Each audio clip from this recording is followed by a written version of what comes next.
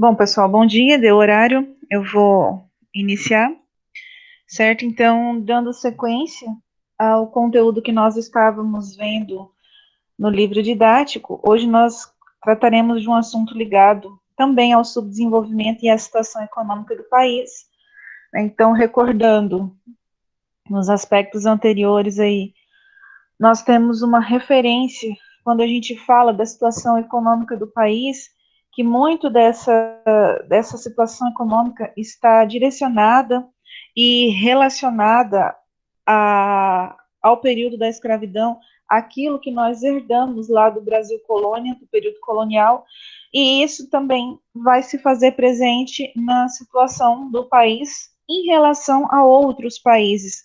Situação essa é situação econômica. Né? Por que, que nós somos um país subdesenvolvido, sendo que nós temos um potencial natural muito rico, e esse potencial natural ele é mal explorado e ele é mal distribuído. Né? Então, se nós formos comparar as riquezas que nós temos no Brasil, elas são muito maiores do que as riquezas existentes em outros países, mas, mesmo assim, nós continuamos nesse patamar de país subdesenvolvido.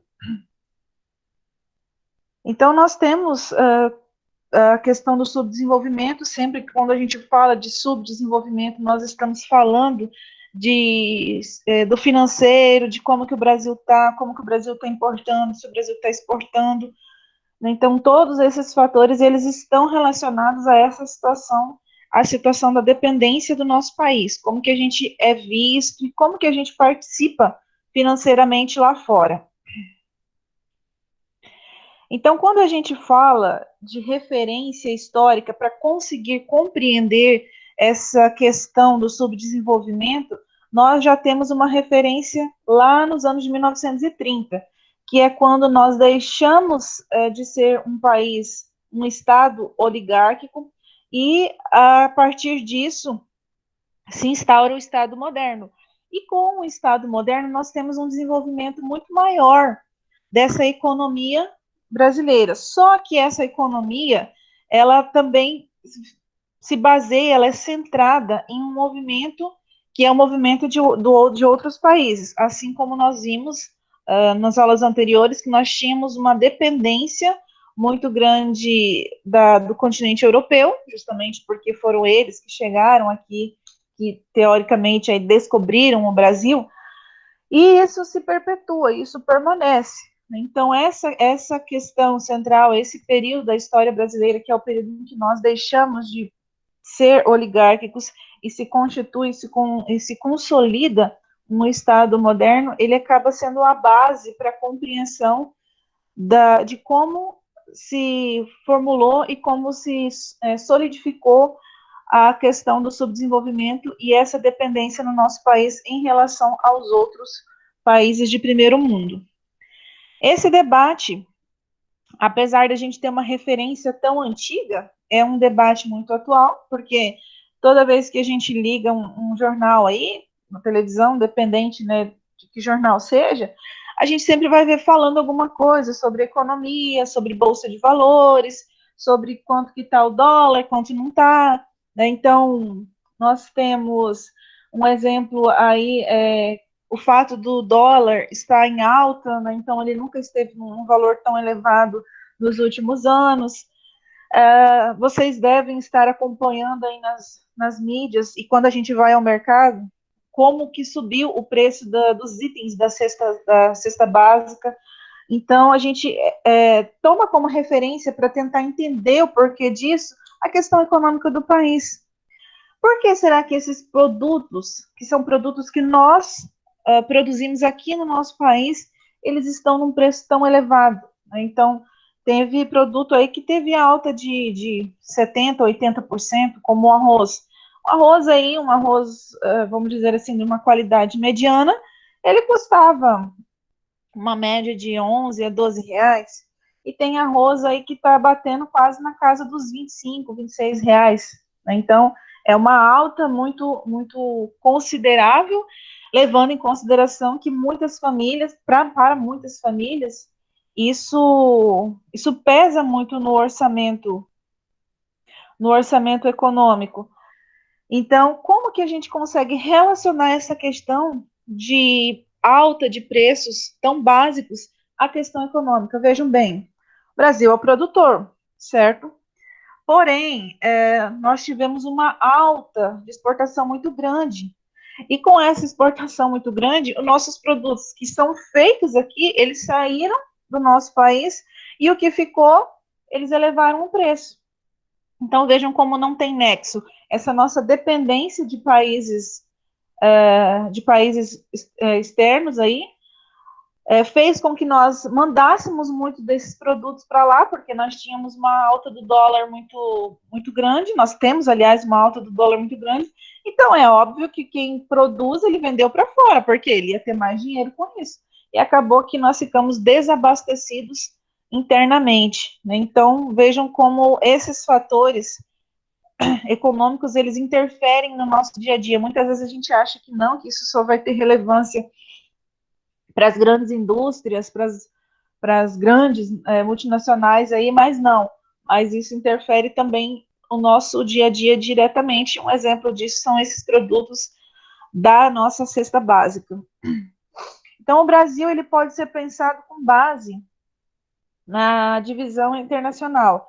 O que isso significa? Que a nossa economia, né, nossos produtos aqui, e todos os ramos, as ramificações em torno deles, eles são uma base estratégica, eles são matérias-primas para os países que têm um desenvolvimento maior.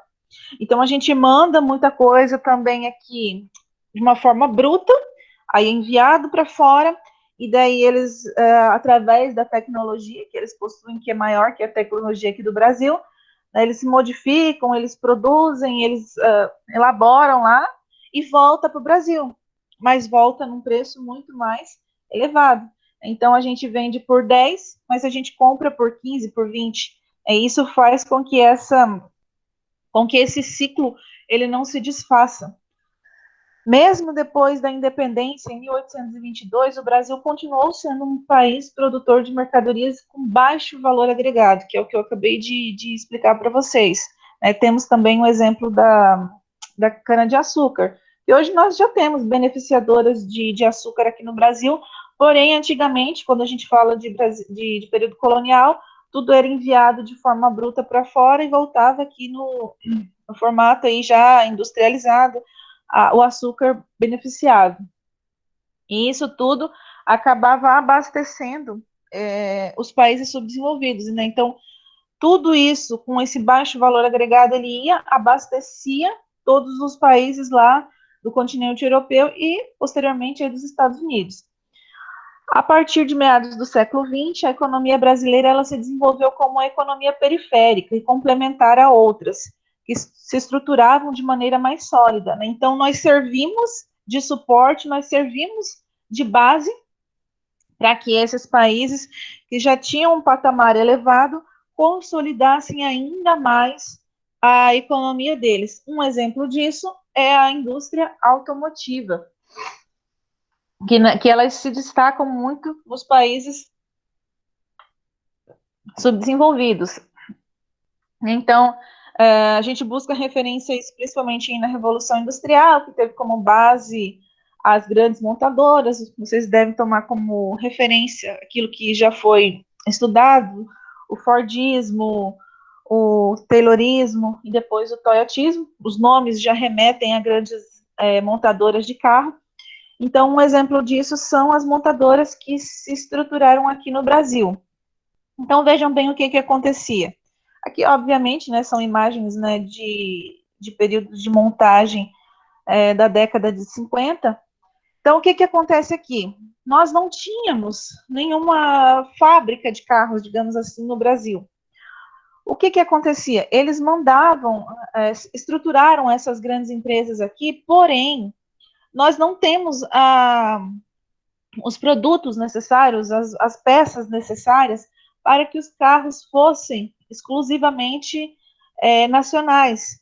Então, tudo vinha, de fora e só acontecia esse processo de industrialização, esse processo de montagem. Então, essa indústria automobilística, ela foi implantada aqui, foi, mas com essas ressalvas. E aqui é um exemplo do que aconteceu também numa uma fábrica de brinquedos. Os brinquedos, eles eram montados, estruturados aqui, porém, tudo que vinha de fora. A gente tinha que pagar um preço elevado por essas mercadorias para que elas se instaurassem aqui no Brasil.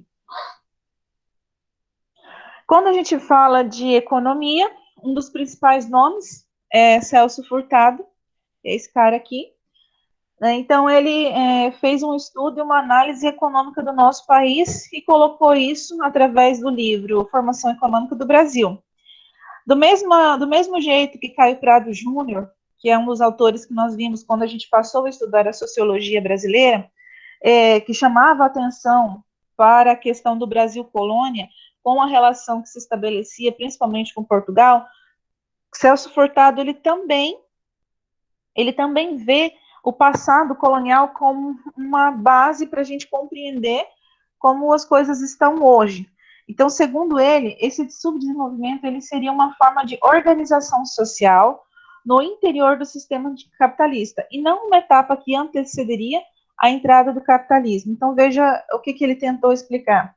Que essa forma de organização, essa estrutura das coisas que se vinham e se organizavam do modo que era imposto pelos países já desenvolvidos, iria anteceder, formaria uma base, uma sustentação para que o capitalismo de fato se consolidasse e se estruturasse. Para ele, para Celso Furtado, os países subdesenvolvidos tiveram um processo de desenvolvimento indireto, dependente do desenvolvimento dos países industrializados. Então, foi o que eu mencionei anteriormente. Nós participamos e nós ajudamos esses países que têm essa base sólida a se formar e a se manter num nível muito mais elevado que nós. Dessa forma, o nosso país ele se tornou dependente e essa condição ela é quase impossível de ser superada. Por quê? Porque é uma dívida muito grande e que conforme vai sendo paga e conforme ela vai sendo registrada e superada, novos montantes vão sendo inseridos dentro desse cálculo, dessa soma toda. A análise de Furtado destacava a grande concentração da renda em nível mundial durante o século XX até a década de 50. Ele ampliou a separação entre os países ricos e pobres, desenvolvidos e subdesenvolvidos. Então, dentro desse livro que ele escreveu aí, ele destaca claramente como a gente consegue perceber essas subdivisões. A definição do subdesenvolvimento, portanto, para Celso Furtado, se insere em um quadro de relações de dominação e dependência entre países, relações essas que tenderiam a se perpetuar. Por que se perpetuar se nós temos grandes economias mundiais, tais quais os Estados Unidos e a China, eles vão trabalhar em torno disso para que essa dependência desses outros países, dos países emergentes, ela se mantenha e ela não se desfaça, né? Tanto que existe uma briga muito grande para ver aí quem assume o topo de maior economia mundial, se é Estados Unidos ou se é a China. Muitos falam que a China pode passar os Estados Unidos nos próximos anos, mas isso só a gente aguardando e acompanhando aí para ver. E o que o Brasil, o que um país subdesenvolvido como o Brasil deveria ter feito para sair dessa condição? O que os líderes, o que a população talvez poderia ter feito para que nós não ficássemos nessa condição de subdesenvolvimento? Então, de acordo com o Celso Furtado, o que nós deveríamos ter feito? Para sair dessa condição, seria necessário que, em meados do século XX, o Brasil ele tivesse estabelecido novas prioridades com o objetivo de atingir uma nova concepção de desenvolvimento. Então, dar novos direcionamentos, buscar a criação de produtos que fossem produtos nacionais, que não houvesse essa importação muito grande de peças, importação de produtos, e que nós não criássemos um vínculo e uma dependência tão grande sobre os outros países. O subdesenvolvimento, ele deveria ser neutralizado com uma ação política. Então, depende muito também de quem está à frente do sistema político do país, para que ele pudesse, para que essa pessoa possa propor meios e alternativas para reduzir os padrões de consumo,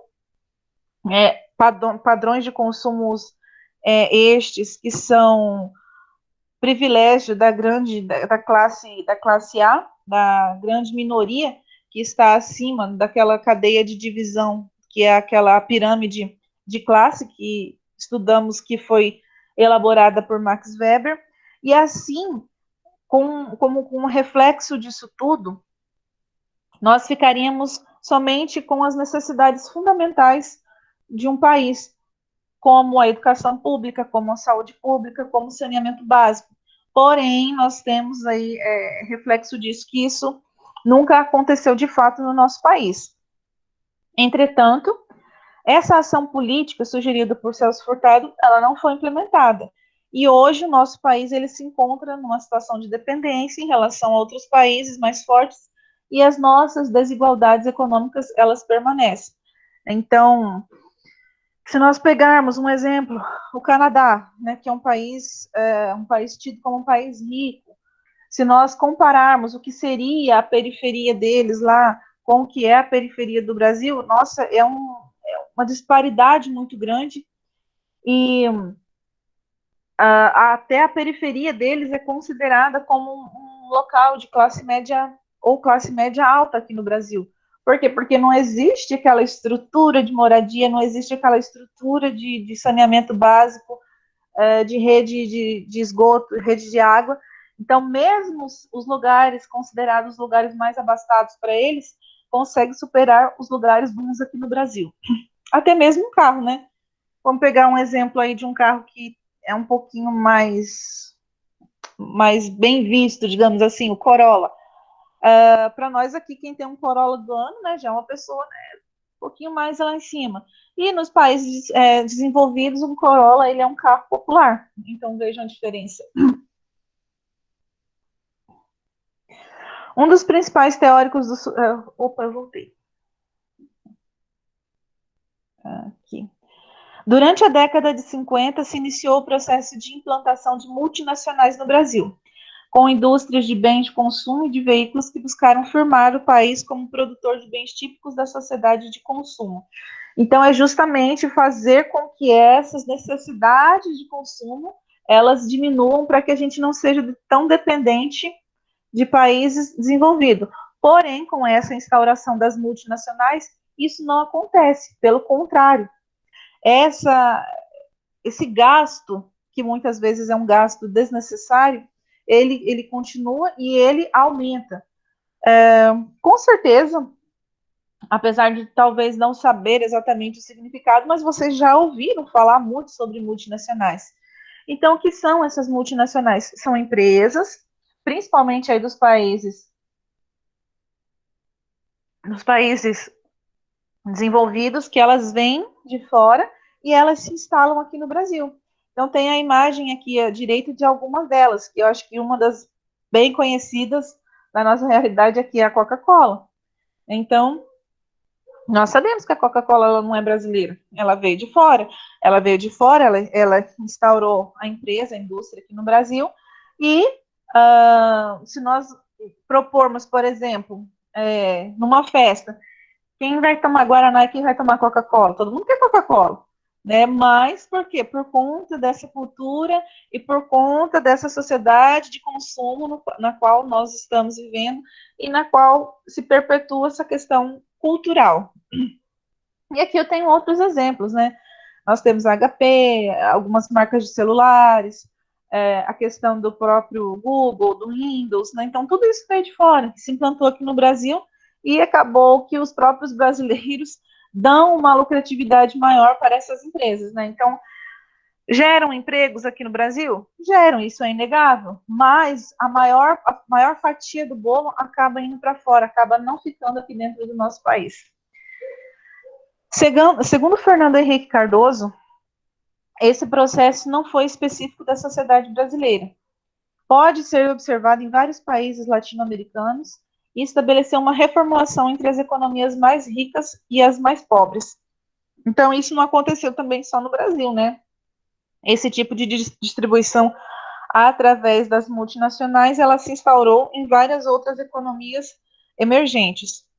Durante as décadas de 60 e 70, o processo ele teria se aprofundado, colocando os países pobres em uma nova fase de dependência. Então, anteriormente, por conta desse período colonial, essa dependência ela já existia, mas ela existia num caráter diferente. Então, com essa instauração tecnológica tão grande, isso foi mudando o perfil. Lógico, a dependência ela permaneceu, mas com uma nova cara, com uma nova moldura. Entre nós, essa fase foi marcada pelo interesse dos países centrais em desenvolver no Brasil a indústria e o mercado interno. Fernando Henrique Cardoso afirma também que essa fase da divisão internacional do trabalho reproduz a dependência industrial e financeira, somada, naquele momento, à dependência tecnológica. Então, essa é a principal diferença entre quando nós falamos da dependência lá no passado e aquilo que nós temos de dependência hoje.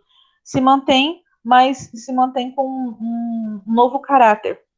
Ou seja, essas empresas dos países centrais detinham não só os recursos, como também a tecnologia que impulsionava a industrialização do país. Que é, por exemplo, quando eu tenho uma montadora aí de computadores. O Brasil ele não possui nenhum desses mecanismos do computador, nenhum desses processadores produzidos aqui no Brasil. Então, todas as peças elas vêm de fora. Então, vêm de fora e são montadas aqui através desse sistema de dependência tecnológica. Então, temos a rentabilidade de emprego? Temos, mas acaba que o grande montante maior vai para fora.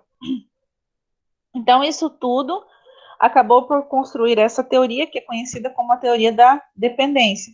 Então, vejam que aqui, ó, não temos somente o Brasil nesse meio aqui, nesse rolo aqui, né? Nós temos outros países que fazem parte aqui da América do Sul. Essa nova forma de dependência diferiria da velha dependência que prevaleceu no Brasil durante o século XIX até aproximadamente a década de 30. Essa nova dependência, que se configurou nos anos de 50 e 70, teria como eixo central a transferência de capital estrangeiro para o processo de industrialização. Então, é a implantação, produção e depois a exportação novamente. Essa transferência se deu com base no financiamento de novos segmentos industriais e na instalação das filiais das multinacionais no país. Então, vejam como é cômico essa questão de dependência. Nós vemos circulando, através da internet, por exemplo, imagens do continente africano, onde nós nos deparamos com situações de pessoas que vivem numa linha de pobreza subhumana.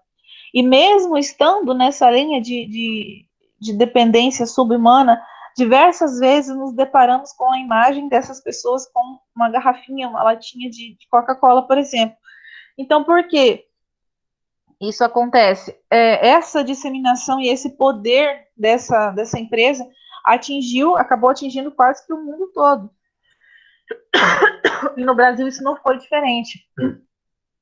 Isso não somente com a Coca. Pego o exemplo da Coca-Cola justamente por ser algo tão comum de nós nos depararmos aí no dia a dia. Mas diversas outras marcas famosas que se implantaram aqui no nosso país e que fizeram com que essa instalação dessas multinacionais ganhassem uma amplitude maior. Essa política de substituição de importações, que teve como elemento central a industrialização e a urbanização da sociedade brasileira, não fazia restrições à entrada de capital estrangeiro.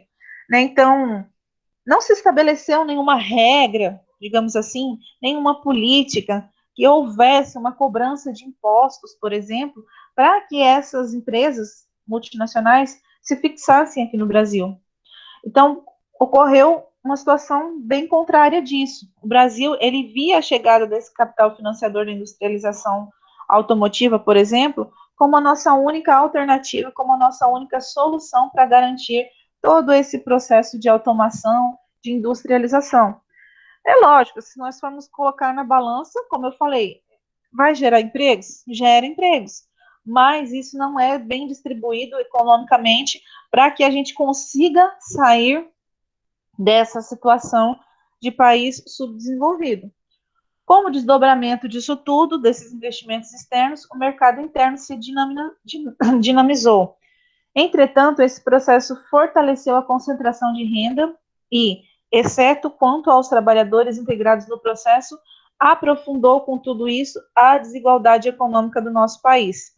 Então, nós, como país rico de belezas naturais, rico de produção interna, nós deveríamos estar numa situação muito mais tranquila e muito melhor reconhecido externamente. Porém, nós sabemos que isso não acontece. Por que eu coloquei essas imagens aqui? É que nós temos já abaixo a questão da montagem, da industrialização, lógico que num patamar mais atual, e aqui eu tenho a principal porta de entrada dos produtos que são importados aqui no Brasil. A grande maioria deles, né, vindo de navio através dos portos, dos grandes containers, porque os aviões, apesar de termos um transporte muito mais rápido, eles não conseguem transportar peças muito pesadas, né, muito mais delicadas, digamos assim. Então, por isso que acontece esse meio de viabilização para a chegada desses produtos aqui no Brasil. E é isso, pessoal. O intuito da aula de hoje é compreender por que o nosso país é um país subdesenvolvido, por que nós dependemos tanto desses países aí de primeiro mundo, por que a gente não consegue se desfazer dessa situação de subdesenvolvimento, né? Como que a gente consegue perceber isso no nosso dia a dia, como eu disse, através aí de produtos do nosso uso cotidiano, como eu citei no início da aula, o arroz, o feijão, o óleo. Tivemos um recorde na produção de soja, um recorde na produção do óleo, porém o óleo também teve essa alta no preço. Então, para compreender essas situações, o porquê que o preço de determinado produto sobe tanto, a gente precisa entender um pouquinho de economia. Lógico, a gente não vai ser um economista, de repente, vocês possam ser lá no futuro, quando vocês optarem aí pelo desenvolvimento da carreira de vocês, mas a gente tem que fazer uma análise maior, a gente tem que entender até mesmo da tal da Bolsa de Valores lá, para que esse estudo seja eficaz e que possa tentar reverter a situação econômica do país. Certo? É isso, pessoal. Alguma dúvida? Consegui deixar essa situação, esse contexto claro para vocês? Professora, eu só queria dizer que se tivesse na festa alguém fosse falar Coca-Cola ou Guaraná, eu ia escolher Guaraná, não Coca-Cola. Será, Deus? Ah, tá, mas e se alguém te oferecer, por exemplo, um Samsung e um iPhone? Ai, aí você pegou pesado. Olha aí, ó, viu, gente?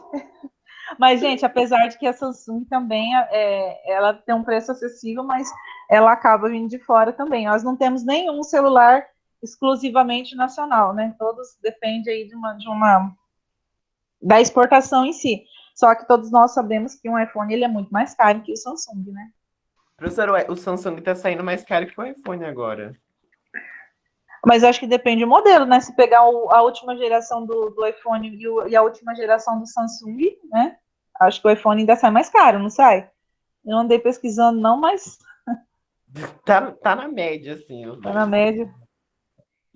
Mas é isso, né? Então, quando vocês ouvirem os pais comentando aí, meu Deus, o preço do arroz, né? É por quê? Por conta desse sistema todo, desse desenrolar todo que aconteceu no país, né? Tanto que a gente vê agora até umas montagens, uns memes rolando pela internet que quando a gente for comprar marmita, a gente não vai pegar aquelas marmitas que tem 2 quilos de arroz lá dentro, né? Então eles vão diminuir a quantidade de arroz. certo? Então, a atividade de hoje é só questionário. Eu disse que eu ia estar mesclando, né, entre aquelas atividades de arquivo e o questionário. Eu acho que vocês preferem o questionário, se eu não estou enganada, porque tem uns que acabam não fazendo o questionário, só. Mas tá bom. Até sexta-feira, então, da mesma forma, eu coloco o link antes, só salientando para os alunos da tarde, porque que eu coloquei todo mundo no mesmo horário, é porque, infelizmente, nós temos um número de alunos muito baixo que participam da aula. Aí, repetir a mesma aula para 3, 4 alunos, aí eu falei, vou juntar tudo, depois eu coloco a aula gravada lá disponível, certo? Então, pessoal, tenham um bom final de semana, descansem, aproveitem aí e se cuidem. Tchau, tchau. Tchau.